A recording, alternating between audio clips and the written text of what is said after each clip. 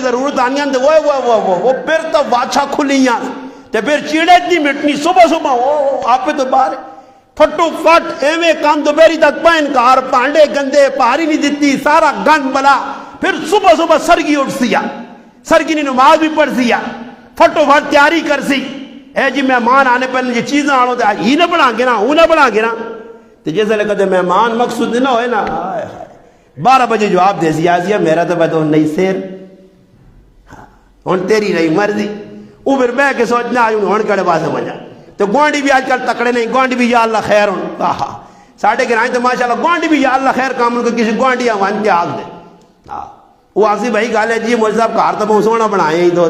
ہاں یوں کیتے ہی روٹی ساڑھے کہا چلا نہ سک یہ تو مردی آوان